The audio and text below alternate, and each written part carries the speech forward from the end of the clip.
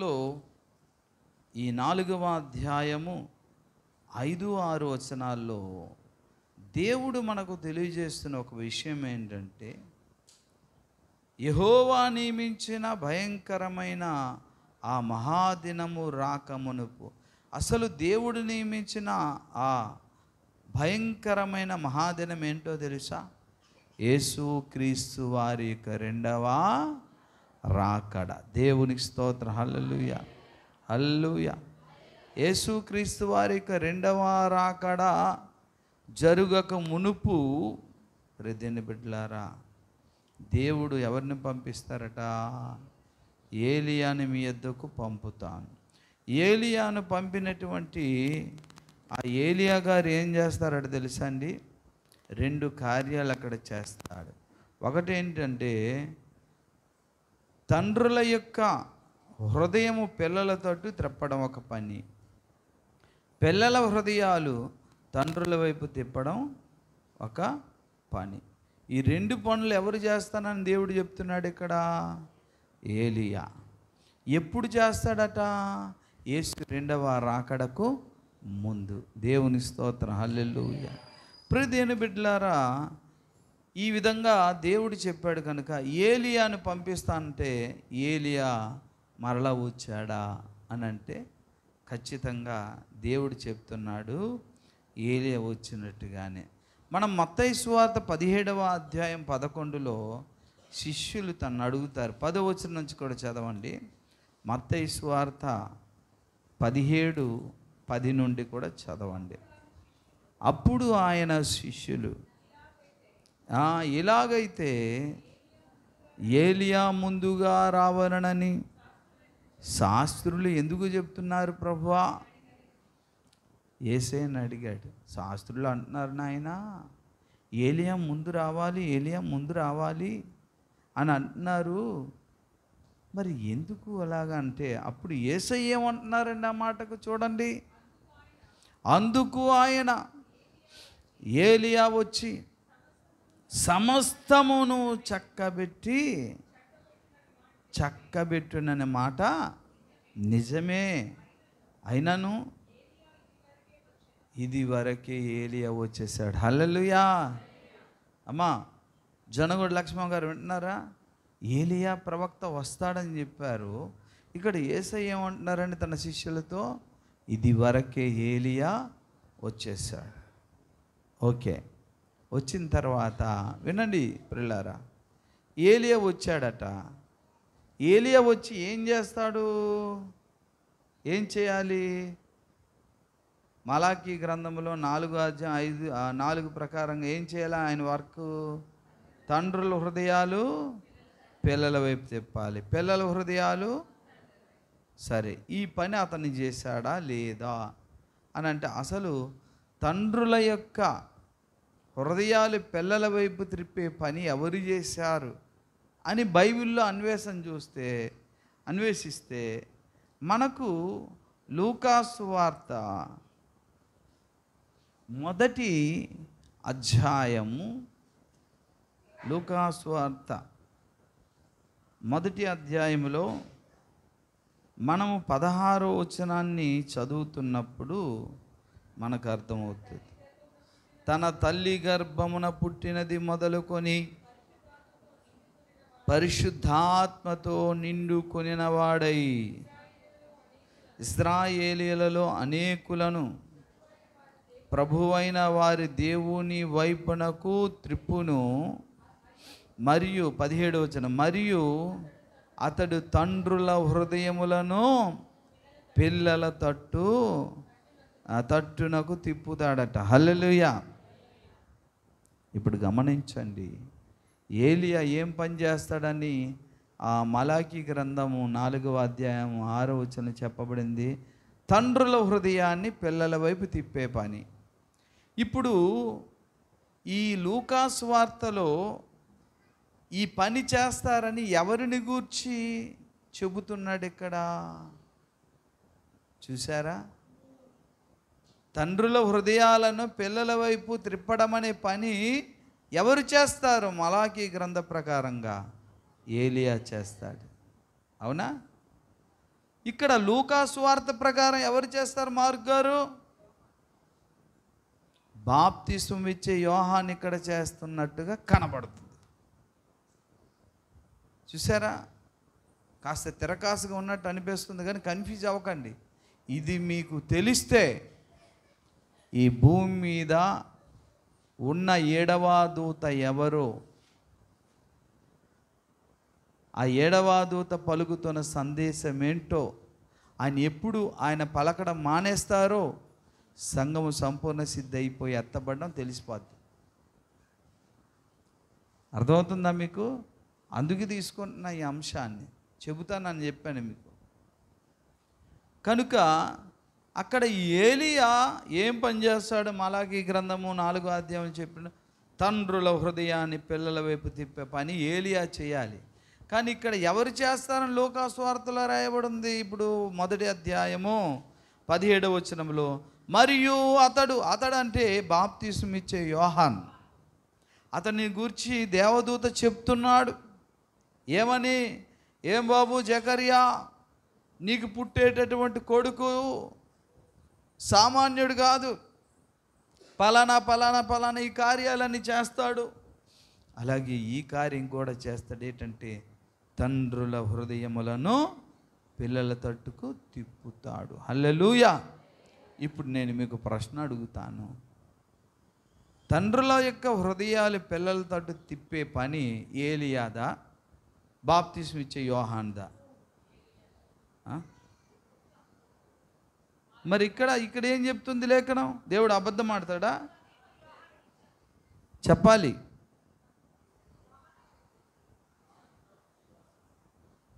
కనుక ఈ యోహాను తిప్పుతాడా, లేదు ఏలియా తిప్పుతాడా?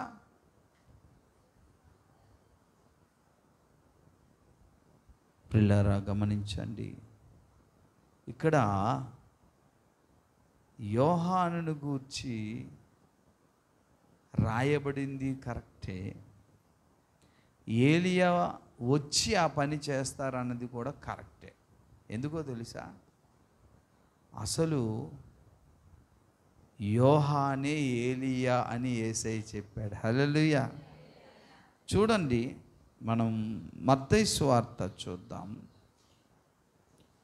మత్తయి సువార్త 17:11లో ఏం చెప్తుందండి లేఖనము?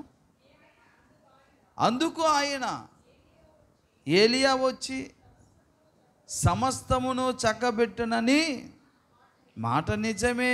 యేసయ్య చెప్తున్నాడు నిజమే అని. అయినను ఏలియా ఇది వరకే వచ్చాను. చూసారా? యేసయ్య అబద్ధం ఆడతారా? ఏలియా నిజమే వచ్చాడు. ఇప్పుడు చదవండి. ఇక ఎరుగక తమకిష్టం వచ్చినట్లుగా అతన్ని ఎడలా చేసిరియా, మనుష్య కుమారుడు కూడా అలాగనే వారి చేత శ్రమలు పొందబోచున్నాడని మీతో చెప్పుచున్నాను నేను. అప్పుడు ఆయన అదండి ఈ మాట నోట్ చేసుకోండి. ఏంటంటే అప్పుడు ఆయన బాప్తిస్మం ఇచ్చే యోహానును గూర్చి చెప్పెనని శిష్యులు గ్రహించారు. హల్లెలూయా. అంటే బాప్తిస్మం ఇచ్చేటటువంటి యోహానే ఏలియా అని యేసయ్య చెప్పాడు. ఆయన ఏ లెక్కల్లో చెప్పారో అది తర్వాత సంగతి. ఇంకా అందులోకి వెళ్తే వేరే ప్రసంగం చేయాలి మళ్ళీ. ప్రస్తుతానికి బాప్తిస్మం ఇచ్చే యోహాను రూపంలో ఏలియా కనబడుతున్నట్టుగా కాస్త మీరు ఊహించుకోండి. అంటే ఏలియా మరలా పునర్జన్మ ఎత్తారా అని అడక్కండి. పునర్జన్మలు లేవు. మరి ఆ ఏ లాజిక్ ప్రకారంగా దేవుడు యేసయ్య యోహానే ఏలియాని ఎందుకు చెప్పాడంటే ఆ తర్వాత ఇప్పుడు ఖాళీగా ఉన్నప్పుడు చెప్తాను. మన దృష్టి ఏంటంటే అసలు ఈ అంత్యకాలములో 7వ దూత ఎవరు?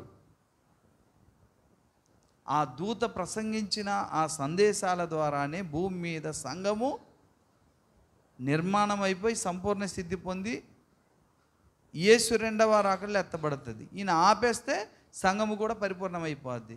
ఆయన వచ్చేస్తాడు, మనం ఎత్తబడతాం.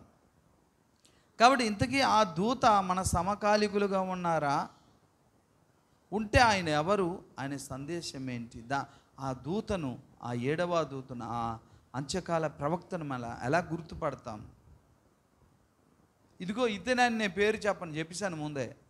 లేఖనాల ద్వారా ఆ వ్యక్తి ఎవరో, ఆ క్యారెక్టర్ ఎవరో దేవుడు మనకు తెలియజేయడానికే అతని గురించి కూడా దేవుడు ముందుగానే రాయించాడు. హల్లెలూయా, హల్లెలూయా. కనుక ఇక్కడ ఏలియా వచ్చి ఏం పని చేస్తాడట మళ్ళీ అంటున్నాడు, సమస్తమును చక్కబెట్టి. సమస్తాన్ని చక్కబెట్టాడట. సమస్తమును చక్కబెట్టుట అనే మాట మరలా ఎవరి కోసం రాయబడిందో తెలుసా? మళ్ళీ యోహాను కోసం రాయబడింది. మళ్ళీ లూకా సువార్త 1వ అధ్యాయం 75వ వచనం. పోలికలు చూపిస్తున్నాను మీకు, అమ్మా మీకు పోలిక చూపిస్తున్నాను. మొదటి పోలిక యోహానికిని ఏలియాకు కామన్గా ఉన్న పోలిక ఏంటండి? తండ్రుల హృదయాలను పిల్లల తట్టు త్రిప్పే పని ఎవరు చేస్తారు? ఏలియా చేస్తారు. ఎవరు చేస్తారని మరలా లూకా సువార్తలు రాయబడింది, యోహాను కూడా చేస్తాడు. ఆ రెండు ఒక్కలాగా ఉంది, ఓకేనా? కానీ పని ఒకటే, కానీ వ్యక్తులు ఇద్దరు కనబడుతున్నారు, అవునా కాదా? తర్వాత ఈ ఇద్దరు వ్యక్తులు చేసే ఇంకో పని కూడా ఉంది. ఆ పని కోసమే ఇప్పుడు రాయబడింది. 75వ వచనం చదువు.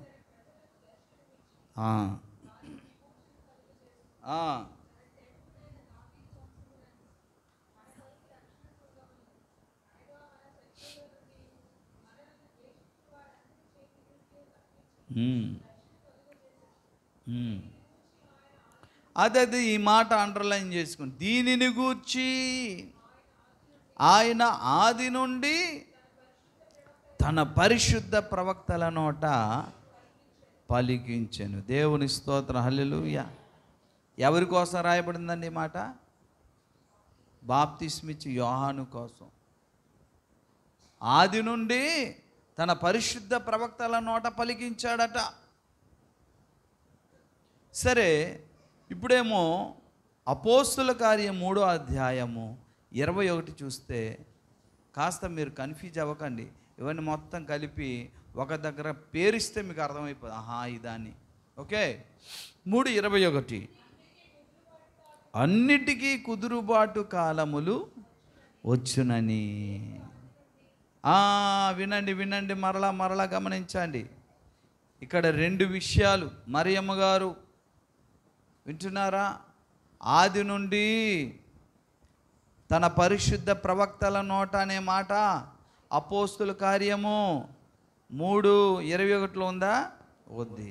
అదే మాట లూకా సువార్త 1వ అధ్యాయము 75వ వచనంలో ఉంది, ఓకేనా? వినండి. తర్వాత అన్నిటికీ కుదురుబాటు కాలం వచ్చునన్న మాట చూసారా? ఉందా? కుదురుబాటు వచ్చును అని మాట్లాడిన ఒకటే, చక్కబెట్టును అన్న ఒకటే. హల్లెలూయా. అమ్మా అర్థమైందా? కుదురుగా కూర్చోవా అన్న ఒకటే, చక్కగా కూర్చోవా అన్న ఒకటే. అందుకే అక్కడ యేసు ప్రభువారు ఏలియాని గురించి ఏమని చెప్పాడండి? మత్తయి సువార్త 17:11లోని ఏలియా వచ్చి చక్కబెట్టును అన్నాడు, అవునా? పాయింట్అవుట్ చేసుకోండి. ఏలియా వచ్చి చక్కబెడతాడని చెప్పేసి ఆ ఏలియా యోహానే అంటాడు. మళ్ళీ ఇక్కడ పేతురు ఏమంటున్నాడో తెలుసా? అన్నిటికీ కుదురుబాటు కాలములు వచ్చును అంటే సమస్తాన్ని చక్కబెట్టేటటువంటి పని, టైము వస్తుంది అంటున్నాడు. బాగా గమనించండి. అప్పుడు అన్నిటికీ కుదురుబాటు కాలాలు ఎప్పుడు వస్తాయి అనంటే యేసు రాకడకు ముందు. ఎందుకో తెలుసా? యేసయ్య రావాలి అంటే దేవుని ఇల్లంతా కూడా చక్కబెట్టాలి. దేవుడు ఇల్లు అంటే భూమి మీద ఉన్నటువంటి సంఘం, భూమి మీద ఉన్న సార్వత్రిక సంఘం అంతా, దేవుని ఇల్లంతా చక్కబెట్టబడాలి. అప్పుడే యేసయ్య పరలోకము నుండి భూమి మీదకు వస్తాడు. అదే కదా రాయబడింది అపోస్తల కార్యం 3:21లో. అన్నిటికీ కుదురుబాటు కాలములు వచ్చును. అంతవరకు యేసు ప్రభువారు పరలోకవాసిగా ఉండడము అవశ్యము. అంటే ఇల్లు చక్కబెట్టకపోతే ఆయన రాడు. ఓకేనా? ఇల్లు చక్కబెట్టకపోతే ఆయన రాడు. బాగా గమనించండి. యేసు ప్రభువారు మత్తయి సువార్త 17:11 ఏం చెప్పాడు? ఏలియా వచ్చి సమస్తమును చక్కబెట్టన్నాడు. అవునా? అన్నాడా లేదా? మరి చక్కబెట్టేస్తే ఆ కాలం మంది యోహాను చక్కబెట్టేస్తే యేసే వచ్చేయాలి కదా. గమనించండి ఈ విషయాన్ని. మీరు కాస్త లోతుగా వెళ్తే నిజానికి చెప్పాలనుకుంటే ఏలియా వస్తాడని దేవుడు చెప్పింది కరెక్టే. ఏలియా 2 పనులు చేస్తాడన్నది కరెక్టే. ఒకటేమో తండ్రుల హృదయాన్ని పిల్లల తట్టు తిప్పడము, మరో పని పిల్లల హృదయాలను తండ్రుల తట్టు తిప్పడము. కానీ ఆ రెండిట్లో ఒక్క పని మాత్రమే బాప్తిస్మిచ్చే యోహాను కాలంలో జరిగింది. ఒకటే చేస్తాడని కూడా దేవుడు అక్కడ ప్రకటించాడు. అందుకే మనము చూసినప్పుడు 17వ వచనములో లూకాసు వార్త 1:17లో ఇతడేం చేస్తాడట? తండ్రుల హృదయాలను పిల్లల వైపు త్రిప్పుతాడనేదే ముగించాడు తప్ప మరొకటి చెప్పలే. సగం ముక్క ఏంటది? పిల్లల హృదయాలు చెప్పలే. అంటే దీన్ని బట్టి మీకు అర్థమవుతుందా? బాప్తిసం ఇచ్చే యోహాను సగం పని మాత్రమే చేశాడు. అర్థమైందా మీకు?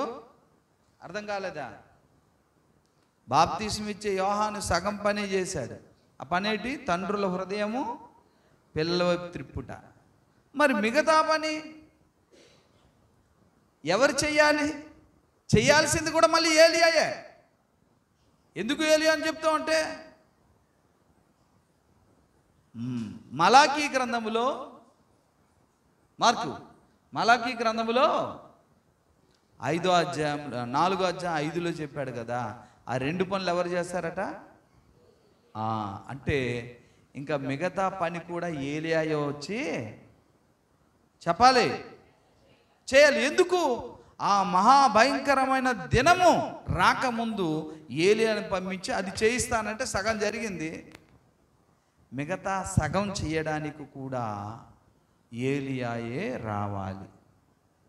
ఎందుకు రావాలంటే ఆ మహాదినం అంటే యేసు రాకడ దినం రాక మునిపే ఏలియా వచ్చి ఆ 2 పనులు జరిగించాలి. ఒక పని అయిపోయింది, మరో పని జరగాలి. ఆ పని చేయడానికి ఏలియా భూమి మీద వచ్చి చక్కబెట్టిన తరువాత ఆ మహాదినం వస్తుంది. అంటే ఒక్క మాటలో చెప్పాలనుకుంటే ఈ అంత్యకాల ప్రవక్తకు ఏలియా లాంటి లక్షణాలు, బాప్తిసం ఇచ్చేటటువంటి యోహాను లాంటి లక్షణాలు కలిపి క్రోడీకరించి ఈ 2 కలిపిన లక్షణాలే అంత్యకాల ప్రవక్తకు ఉన్నటువంటి వ్యక్తిత్వం అన్నమాట. హల్లెలూయా. అర్థమవుతుందా మీకు? అంటే ఈ అంత్యకాల ప్రవక్తకు ప్రత్యేకంగా ఈ 2 భక్తుల లక్షణాలు ఉంటాయి. 1 ఏలియా లక్షణాలు, 2 బాప్తిస్మం ఇచ్చేటటువంటి యోహాను లక్షణాలు కలిపే అంత్యకాల ప్రవక్త 7వ దూతకు ఆ లక్షణాలు ఉంటాయి. అందుకని దేవుడు అలా రాయించాడు. గమనించండి. లేదండి ఏలియా వచ్చి చక్కబెట్టి వెళ్ళిపోయాడు కదా అని చెప్పాడు దేవుడు అంటే, మరి పేతురు ఏమంటున్నాడు? యేసు రావాలంటే కుదురుబాటు జరగాలి, చక్కబెట్టాలి. ఎప్పుడైతే కుదురుబాటు అయిపోయిందనుకో, ఇల్లు చక్కబెట్టేసాడు, యేసు వచ్చేస్తాడు కదా. అవునా? మరి ఇప్పుడు సగం పని పూర్తి అయిపోయింది అనుకోండి, ఇప్పుడు ఏలియా కూడా వచ్చి చేశాడు అనుకుంటా. ఆల్రెడీ ఎవరు వచ్చి ఉండాలి? యేసు వచ్చి ఉండాలి కదా. అంటే ఆయన ఇంకా రాలేదంటే చక్కబెట్టవలసిన పని ఇంకా చక్కబడలేదు. మరి చక్కబడేటటువంటి పని ఎవరు చేయాలి? చెప్పాలి, కరెక్ట్ చెప్పాలి, ఏలియా చేయాలి.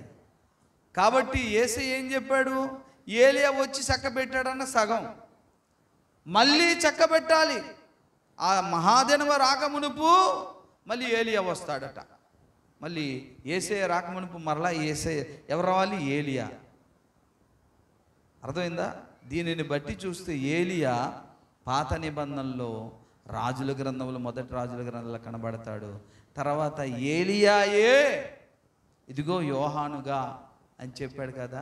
ఇంకా నెక్స్ట్ అదే ఏలియా మన కాలములో రావాలి. హల్లెలూయా.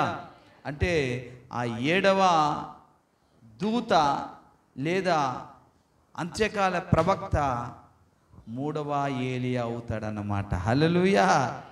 అర్థమవుతుందా? ఎన్నో ఏలియా అండి?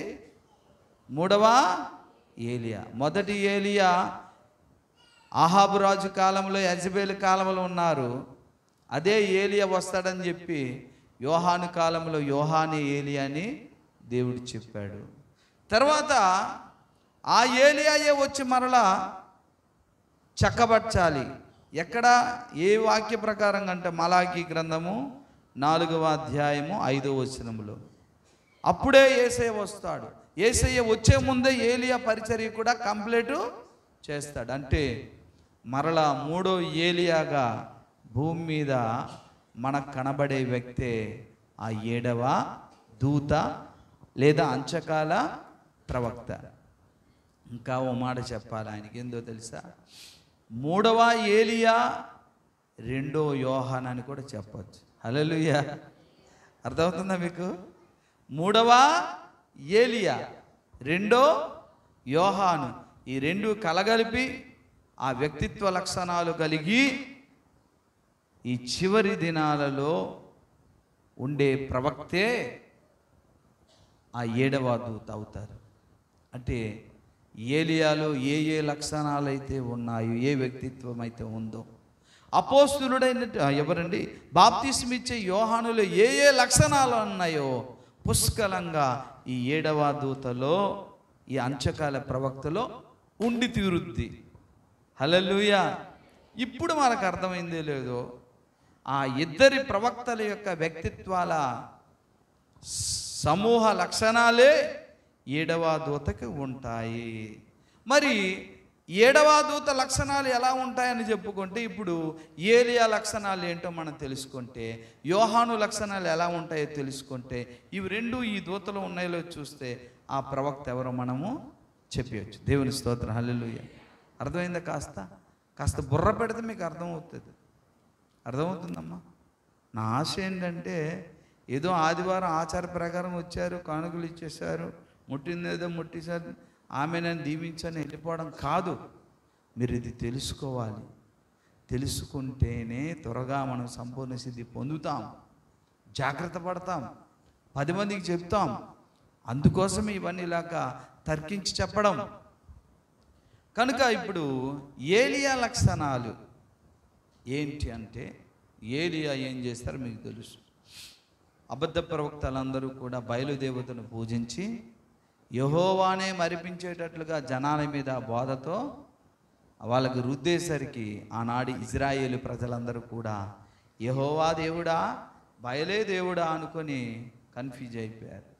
అప్పుడు రోషం కలిగి ఏలియా వచ్చారు. ఎందుకురా బాబు, 2 తలంపుల మధ్య ఉంటారు, రండి, నిజమైన దేవుడు ఎవరు తేల్చేసుకుందాం అని మీరు ఒక పెద్ద ఆవును తీసుకొచ్చేసి దాన్ని తుత్తునీలుగా నరికి కోసి బలిపీఠాలు 2 ఏర్పడతాం, మాదొకటి మీదొకటి.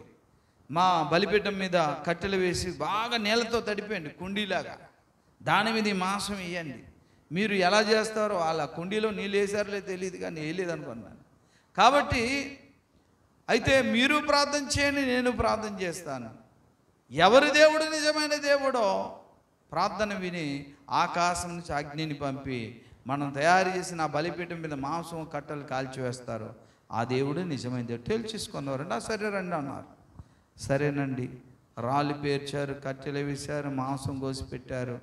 పొద్దున్న మొదలు సాయంకాలం వరకు అమ్మ రా రా దిగిరా దిగిరా అనుకుంటూ బ్లేడ్లు పట్టుకొని కత్తులు పట్టుకొని కోసుకుంటున్నారు, రావట్లేదు. ఏలియా యొక్క బలిపీఠం మీద పడదోయబడిన బలిపీఠాన్నేమో కట్టి దాని మీద నీళ్ళు వేసి ఆ కర్రలు వేసి నీళ్ళు పోసి దాన్ని మాంసం పెడితే ప్రార్థన చేశాడు. అంతే. ఆకాశం అగ్ని రాగానే బలిపీఠం మీద నిప్పులు మొత్తం కాలిపోయి, హల్లెలూయా, మాంసం మొత్తం కాలిపోయింది. అప్పుడు నిజమైన దేవుడు యెహోవాయే అని ప్రజలందరూ నమ్మారు, ఆరాధన చేశారు. అని అప్పుడు అందరు నమ్మినా నమ్మని వాళ్ళు కూడా కొందరు ఉన్నారు. యజ్బేలు నమ్మలేదు, అహాబు నమ్మలేదండి. కొందరు వ్యతిరేకులు ఉంటారు, ఎన్ని అద్భుతాలు జరిగినా. అది ఆయన తత్వం. అయితే ఇప్పుడు ఈ కాలపు 3వ ఏలియా, 7వ దూత, అంత్యకాల ప్రవక్త అలాంటి లక్షణాలే కలిగి ఉంటాడంటే ఛాలెంజ్ చేసి ప్రార్థన చేసి ఆకాశం నుంచి అగ్నిని కురిపించాడు. ఆకాశం నుంచి అగ్ని కురిపించే పని మరలా చేసేవాడు ఎవడో తెలుసు? లాస్ట్లో అబద్ధ క్రీస్తు చేస్తాడు. ఆ మృగము ఆకాశం నుండి అగ్నిని కురిపించుతున్నాడు. ప్రజలందరూ ఆశ్చర్యపోతున్నారట. కాబట్టి 3వ ఏలియా, 7వ దూత చేయడు, ఆ పని చేయడు. మరి ఏంటి? ఏలియా అగ్ని దింపినట్టు ఈయనేం చేస్తాడంటే పైనుండి అబద్ధ ప్రవక్తల మధ్య, అబద్ధ బోధల మధ్య అనేకమైనటువంటి కన్ఫ్యూజన్స్, అంటే తికమకల మధ్య వాక్యాగ్ని దేవుని యొద్ద నుంచి, ఏ అగ్ని? వాక్యాగ్నిని దించి ఏం చేస్తాడో తెలుసా? రండి తెలుసుకుందాం, మీ అభిప్రాయం కరెక్టో, బైబిల్ వాక్యం కరెక్టో చూద్దాం. మీ ఆరాధన కరెక్టో, బైబిల్ చెప్తున్న ఆరాధన కరెక్టో, రండి చూద్దాం, తెలుసుకుందాం అనుకొని నిగ్గు తేల్చినటువంటి బలమైన లేఖనాగ్నితో ప్రతి ఒక్క అబద్ధ బోధల్ని కాల్చేస్తాడు 3వ ఏలియా, అంత్య ప్రవక్త. అర్థమైందండి? 7వ దూత చేసేటటువంటి పరిచర్య ఏలియాలాగా ఉంటుంది. అది ఆ ఆకాశం నుంచి తెచ్చినటువంటి అగ్ని కాదండి, దేవుని సింహాసనం యొద్ద నుండి దేవుడు పంపిన సందేశాన్ని, ఆ వాక్యాగ్ని, ఆ లేఖనాగ్ని చేత అబద్ధ బోధలన్నింటినీ కూడా కాల్చేస్తాడు. హల్లెలూయా. అర్థమవుతుందండి? ఏ సందేశమైనా సరే, ఇదిగో బైబిల్ ఎలా చెప్తుంది, అలా చెప్తుంది, చూడండి దీనికి వ్యతిరేకంగా ఉంది, దీనికి అనుకూలంగా ఉన్నవి అనుసరించాలి, అది వ్యతిరేకంగా ఉన్న మనం చేయకూడదు అనుకొని ప్రపంచానికి సందేశాన్ని ఇస్తాడు. కేవలం వాక్యానికి మాత్రమే, వాక్యము ద్వారానే, వాక్యం యొక్క లేఖనాల ద్వారానే ఒక వ్యాఖ్యానాన్ని, ఖచ్చితమైనటువంటి న్యాయమైనటువంటి వ్యాఖ్యానాన్ని, వివరణను ఇస్తాడన్నమాట అతడు.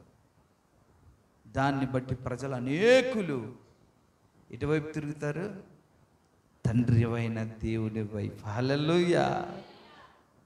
అర్థం? పిల్లల హృదయాలను అర్థమవుతుందా? ఇంతవరకు ఎటువైపో తిరిగింది. తండ్రి అనే దేవుడు వాక్య స్వరూపుడు, ఈయన వైపు తిరుగుతారు అందరు. హల్లెలూయా. ఏమ్మా మీరు నా వైపు తిరుగుతారు ఎప్పుడైనా? ఏం చెప్తాను? వాక్యం నమ్మండమ్మా, నీ తండ్రి మన యేసయ్య మన తండ్రి, ఆయన వాక్కుని ఇచ్చాడు. వాక్య స్వరూపంలో మనకు దొరుకుతున్న తండ్రి, మన రక్షకుడు, మన అన్న, ఈయన వైపు తిరగాలి. అవునా కాదా? అలా తిప్పుతాడు ఆయన. అమ్మ వినండి, ఇంకో మాట చెప్పేసి నేను ముగిస్తాను, వచ్చే వారం మరలా చెప్తాను. కాబట్టి ఇది ఒక కొంత లక్షణాలు ఎవరిలో ఉంటుంది? అది 7వ దూతలో ఆల్రెడీ భూమి మీద ఉన్నారు. ఆయన ఎవరని చెప్పను, ఇవన్నీ చెప్పిన తర్వాతనే మీకు చెప్తాను. సరే, అవును. తండ్రుల హృదయాలు చెప్పమ్మా. తండ్రుల హృదయాలు పిల్లల వైపు త్రిప్పే పని ఆల్రెడీ జరిగిపోయింది. ఎక్కడ? ముందు జరిగింది. అది సగం పని మిగిలింది కదా. గుర్తుందా నీకు చెప్పింది? 2 జరగాలి. ఒకటేమో తండ్రుల హృదయాలు పిల్లల వైపు, అది జరిగింది. సగం పని మళ్ళీ ఏలియా ఏం చేస్తాడు? పిల్లల హృదయాలు తండ్రుల వైపు తిప్పుతాడు. అర్థమవుతుందా? ఈ పని కడవరి కాలంలో ఆ ఏలియా చేస్తాడనమాట. అంటే ఆ ఏలియా అంటే 3వ ఏలియా, 2వ యోహాను. ఆ త్రిప్పే పని చేస్తూ సకల మానవ జాతిని, సకల సంఘాలను ఎటువైపు అండి? సృష్టికర్త అయిన దేవుని వైపు, రక్షకుడైన యేసయ్య వైపు, దేవుడు ప్రామాణికముగా మనకు అనుగ్రహించిన వాక్యం వైపు సకల పిల్లలందరినీ నిజమైన సృష్టికర్త అయిన తండ్రి వైపు తిప్పే పని ఆయన జరిగిస్తాడు. కానీ తన వైపు తిప్పుకోడు. అర్థమవుతుందండి? తన వైపు తిప్పుకోడు. తన వైపు తిప్పుకోడు కాబట్టి అతన్ని ఎవరు కూడా గుర్తించరు.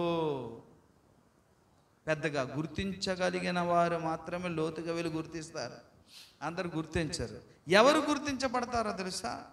దెయ్యాలు వెళ్ళగొడుతుంటారు పెద్ద పెద్దవారు, వారు ఫోకస్లోకి వచ్చేస్తారు.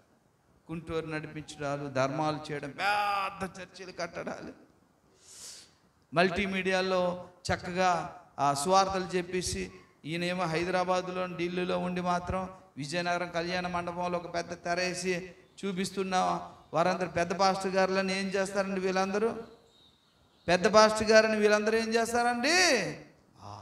చూసు అయ్య గారు విమానం మీద వెళ్ళి వచ్చారంటే పెద్ద పాస్టర్ కదా, ఎక్కడెక్కడో మాట్లాడితే పెద్ద స్క్రీన్తో మాట్లాడి దేవుడు ఎంత ఆశీర్వదించాడో. కానీ ఈ ప్రవక్త అలాంటి సోదులు చెప్పడం.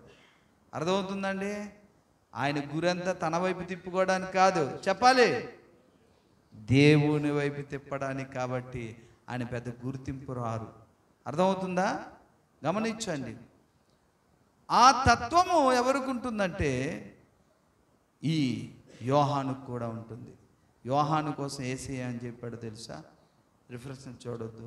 మీరు ఏమి చూడడానికి అరణ్యానికి వెళ్ళారు అని అడిగారు. గాలికి కదులుచున్న రెల్లునా అని అడిగారు. కాదు కానీ అంటే అప్పుడు అంటాడు ఆయన, యోహాను గాలికి కదిలే రెల్లు కాదు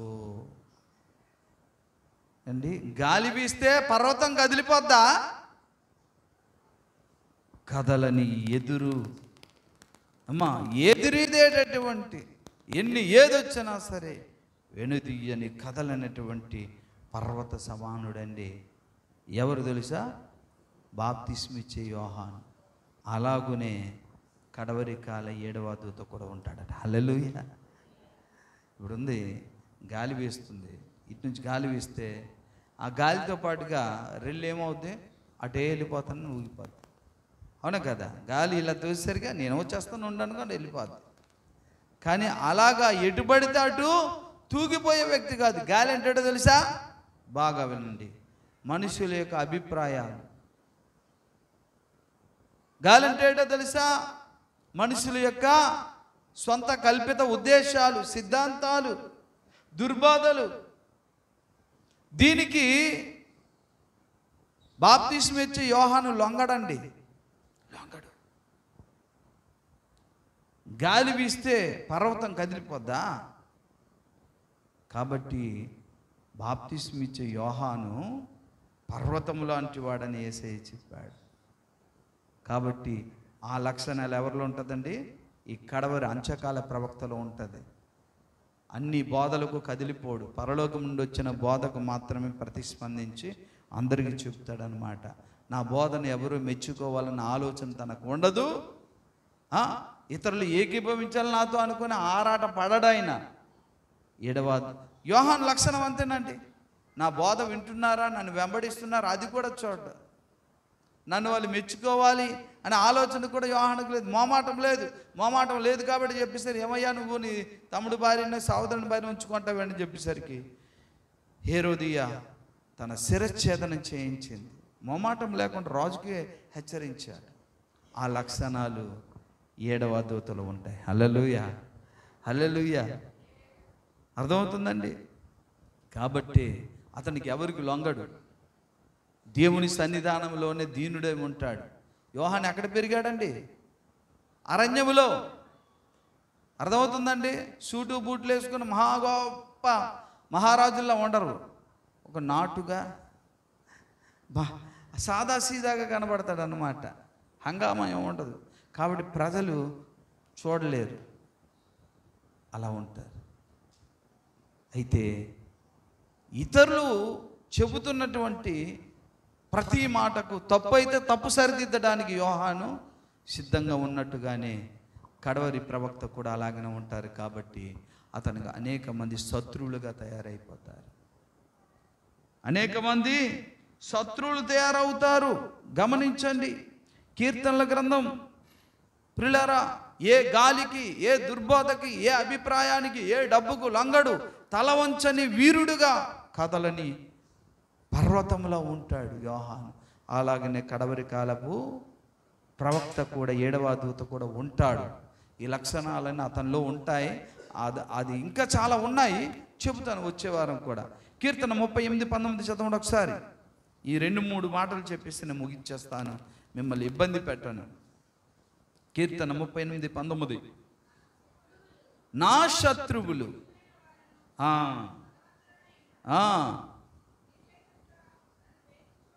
చూసారా, కారణము లేకుండా నన్ను ద్వేషించేవారు అనేకులు.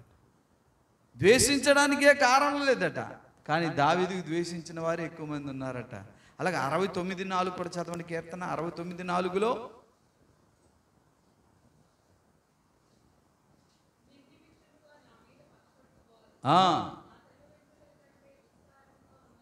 చూసారు, నిర్నిమిత్తముగా నా మీద పగ పెట్టుకుంటున్నారు. నేను చేసిన అన్యాయం లేదు వాళ్ళకి, ఊరకనే నా మీద పగ పెట్టుకుంటున్నారు. పిల్లరా, అందుకే బాప్తిస్మిచ్చి యోహానుకు కూడా ఈడు దెయ్యములు పట్టినవాడు అన్నారు. ఏమన్నారండి యోహానికి? ఎందుకన్నారు తెలుసా? ఆయన డ్రెస్సింగ్ ఏడు తెలుసా? చర్మపు చొక్క, ఆయన తిండో తేనె మిడతలు. ఒరే, ఈడు దెయ్యాలు పట్టినవాడు అన్నారు అతనికి. అర్థమైందండి? అలా పేర్లు పెడతారు. తను చెబుతున్న మాటలు ఇతరులు అంగీకరిస్తారా?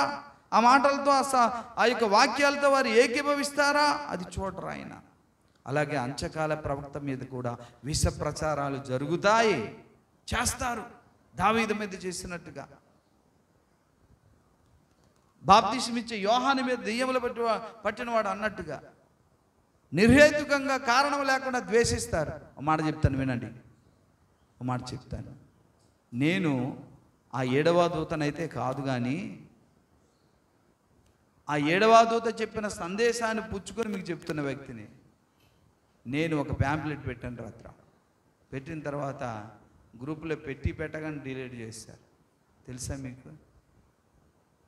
అడిగాను బాలబాబు, ఏంటంటే డిలీట్ చేస్తారు? బాబు, నీ మీద అసూయ పడిపోతున్నారు చాలామంది. ఎందుకంటే విరోధం లేదు, ఏది లేదు. నేను ప్యాంప్లెట్ సిల్క్ చర్చ్ దగ్గర పెద్దది A4 A3 అంటిస్తే ఒక అతను పెద్ద ఆయన చూసి, అరే ఇదెందుకండి ఈ ప్రశ్నలు గిరిసలు చింపించాడు. అర్థమవుతుందా మీకు? నా కోసం ఒక చర్చిలో పాస్టర్స్ మీటింగ్ అవుతుంటే ఆ ప్రసంగికుడు ఒక 23 సంవత్సరాల క్రితం తెలిసిన వ్యక్తి వచ్చారు లంకాపట్నంలో. చూసి, ఈ పాస్టర్ గారు ఇక్కడ మేము వచ్చినప్పుడు ఒక వ్యక్తి ఉండేవారు ఫస్ట్, ఆయన యేసుదాస్ గారు ఇక్కడ ఉన్నారంటే ఆ మూల కూర్చున్నాను నేను. వచ్చారంటే అక్కడ ఉన్నారంటే ఆ వ్యక్తి ఏమంటున్నాడు తెలుసా? ఇదేంటండి మీరు ప్రసంగం చెప్పకుండా అది ఇది చెప్తారు, నేను హైలైట్ అయిపోతాను కదా, ఆపేస్తున్నాడు. అరే ఇదేంట్రా బాబు అనుకున్నాను. గమనించారు చాలామంది, అసూయ చూపుతున్నారు. నా మీదే అసూయ చూపితే ప్రవక్త మీద అసూయ చూపడానికి సాతానుడు రేపుతున్నాడు. నా కళ్ళెదురు నేను చూశాను. అర్థమవుతుందండి? సరే, పాస్టర్స్ ఒక వ్యక్తికి బాగలేదు, ప్రార్థన చేయడానికి మేము వెళ్ళాము పాస్టర్ గారికి. 10 మంది వెళ్ళాం. నేను బాలగారు బైక్ మీద వెళ్ళాం. వాళ్ళందరూ కూర్చున్నారు. సీట్ కూర్చుంటే ఆ సీటు సింహాసనంలాగా బాగుంది కుర్చీ. ఇది ఒకటే ఖాళీ ఉంది. అయ్యా మీరు ఇక్కడికి వచ్చాను, నేను ఆ పక్కన కూర్చోండి పిలుస్తున్నాను. లేదండి ఏం పర్లేదు కూర్చుంటే వాళ్ళు ఏమన్నారు, ఆ కుర్చీకి మీరే సూట్ అయిపోయారంటే పక్కోడికి అది నచ్చలేదు. సరే, ఎలాగో నచ్చలేదు సరి కదా, ప్రార్థనలు నడిపించారు. ఒకరిద్దరు ప్రార్థన చేశారు. ఒకరిద్దరు ప్రార్థన చేసిన తర్వాత బ్లెస్సింగ్ ఎవరికి ఇవ్వాలి కదా, వాళ్ళందరిలో కాస్త నేను గుర్తింపు ఉన్నాను తెలుసు, వాళ్ళకి నాకు బ్లెస్సింగ్ ఇవ్వాలి కదా, ఇవ్వలే. ఇద్దరు ప్రార్థన చేసి ఆ ఇద్దరిలో మళ్ళీ నువ్వే ఆశీర్వాదం ఇచ్చేవన్నారు. అది గమనించారు అందరు. అసూయ పడిపోతున్నారు, ఎందుకంటే నేను అక్కడ హైలైట్ అయిపోతున్నాను కదా. కనుక ప్రియులారా, ఇది సహజమే. సాతానుడు అటువంటి క్రియలు జరిగిస్తారు వాళ్ళని వాడుకొని. కనుక మీరు చేయాల్సింది ఏంటంటే, నా నిమిత్తము 7వ దూత అంత్యకాల ప్రవక్త కొరకు కూడా ప్రార్థన చేయి. ఎంతోమంది దుష్ప్రచారాలు చేస్తారు అతని మీద, పన్నాగాలు పన్నుతారు. మంచి ఆరోగ్యంగా ఉండాలి ఆ ప్రవక్త అని ప్రార్థన చేయండి. నా నిమిత్తం కూడా ప్రార్థన చేయండి. ఎందుకంటే నేను చెబుతుంటే చాలామంది వింటున్నారు, సాక్ష్యాలు చెప్తున్నారు. నేనైతే డివినిటీ, మాస్టర్ ఆఫ్ డివినిటీ చేస్తున్నాను, కానీ అయ్యగారి దగ్గర నేర్చుకుంటున్నాం, అక్కడ ఏం సబ్జెక్ట్ లేదు, మరి ఎందుకు నేర్చుకున్నాం అని అడుగుతారంటే సర్టిఫికేట్ కోసమే అని. వాళ్ళు 10 మందిలో సాక్ష్యం చెప్తే నా మీద అందరికీ ఏం కలుగుతుంది? అది నిర్హేతుకంగా నన్ను ద్వేషించేవారు అనేకులని అన్నాడా? ఇవి జరుగుతాయి. నా విషయంలోనే కాదు, అంత్యకాల ప్రవక్త విషయంలో జరిగి ఎవరు కూడా అతను గుర్తింపనివ్వకుండా, అతని సందేశాన్ని విననివ్వకుండా సాతానుడు వేసేటటువంటి ఉచ్చులు ఇవి. కానీ దేవుడు మనకు ముందుగా ఆ సందేశం ఏంటో, ఆ ప్రవక్త ఏంటో తెలియజేసి 24 సంవత్సరాల నుంచి ఆ త్రోవలో, ఆ బోధలో మిమ్మల్ని నడిపిస్తున్నాను, నేను నడుస్తున్నాను. ఇంకా కొన్ని లక్షణాలు ఉన్నాయి, అది వచ్చే వారం తెలుసుకుందాం. దేవుడు మిమ్మల్ని దీవించి ఆశీర్వదించునుగాక. ప్రత్యేకించి ఆ మీటింగ్ కోసం ప్రార్థించండి. లక్షవారం దయచేసి ఫైనాన్షియల్గా ఎవరైతే కానుకలు ఇవ్వాలనుకున్నారో అది ఇవ్వండి, అది అవసరం అక్కడ. కాబట్టి మర్చిపోకండి. మీరు మర్చిపోతే నేను చాలా ఇబ్బంది పడతాను. ప్రార్థన చేద్దాం. ప్రేమ కలిగిన మహాపరిశుద్ధ తండ్రి, ఆశ్చర్యకరుడా, నీకు ఘనత మహిమ ప్రభావాలు చెల్లిస్తున్నాం. ఇదిగో ప్రభా, త్వరలో ప్రభా సంఘం సంపూర్ణ సిద్ధి పొంది నీ 2వ రాకడలో ఎత్తబడే టైము దగ్గర పడిపోతుంది. అయితే అంత్యకాల ప్రవక్త భూమి మీద మాతో సమకాలికులుగానే ఉన్నారు, కానీ అతను గుర్తించాలంటే ఆసామాసి కాదు. లేఖనాలన్నీ తరచి శోధించి పరిశోధిస్తే తప్ప అందరికీ అంత ఈజీగా దొరకదు. కానీ అత్యల్పులం ప్రభా, అయోగ్యులము, ఎన్నిక లేని వారు మమ్మల్ని ఆ విషయాలని తెలియజేసి గుర్తించి కృపనిచ్చి, మరి ఆ అంత్యకాల ప్రవక్త చేస్తున్న సంస్కరణ ఉద్యమములో మాకును పాలిభాగస్తులు అవ్వడానికి, నాకు, మా సంఘ బిడ్డలకు, నా ఆత్మీయ బిడ్డలకు ఇచ్చినందుకు నీకు స్తోత్రాలు చెల్లిస్తున్నాను. మా బిడ్డలు ఇచ్చిన ప్రతి ఈవిని, ప్రతి కానుకను మీరు దీవించి ఆశీర్వదించి వారక్కర అవసరం తీర్చి, ఓ పరలోకములో నిత్యత్వం అంతా దేవుడు ఇదిగో నాకు ఈ బహుమానం ఇచ్చాడు, ఇంత హోదా ఇచ్చాడు అనుకుని ఆనందించి గొప్ప గౌరవాన్ని, గొప్ప సంపన్న స్థితిలో ఉండడానికి ప్రభువా మీరే వారిని దీవించు. ఆ విధంగా మా బిడ్డలందరినీ దీవించు. ఇవ్వలేని చేతులు కూడా ఇచ్చే చేతులుగా మీరు ఆశీర్వదించు. దేవ, మరలా మేము ఇదిగో తండ్రి ఆదివారం, శుక్రవారం అక్కడ ప్రార్థనలో మేము కలుసుకునే భాగ్యాన్ని, ఆరాధించుకునే అవకాశాన్ని, భాగ్యాన్ని మీరే దయచేసి మహిమ, ఘనత, ప్రభావాలు మీరు ఒక్కరే పొందుకోండి. ఇక్కడ ఉన్న కొబ్బరి నూనె కూడా నీ రక్తాన్ని ప్రవేశపెట్టి యేసునామములో విశ్వాసం బట్టి ప్రార్థన ద్వారా స్వస్థతలు జరిగించి మహిమ పొందమని యేసునామమును బట్టి స్తుతిస్తూ ప్రార్థిస్తున్నాము తండ్రి. ఆమేన్. ఇప్పుడు మన పరమ తండ్రి అయిన దేవుని ప్రేమ, రక్షకుడైన యేసయ్య కృప, పరిశుద్ధాత్మ దేవుని అన్యోన్య సహవాసం, ఆదరణ, దేవుని నిత్య సన్నిధి మనకు కూడిన బిడ్డలకు, యేసు రాకడ కొరకు ఎదురు చూస్తున్న సకల పరిశుద్ధులకు సదాకాలము తోడై నడిపించునుగాక. ఆమేన్. యేసు రక్తమిచ్చి, ప్రభేశ్వర రక్తమిచ్చి, యేసునామాని సంపూర్ణ విజయం కలుగునుగాక. అందరికీ వందనాలు. ప్రైజ్.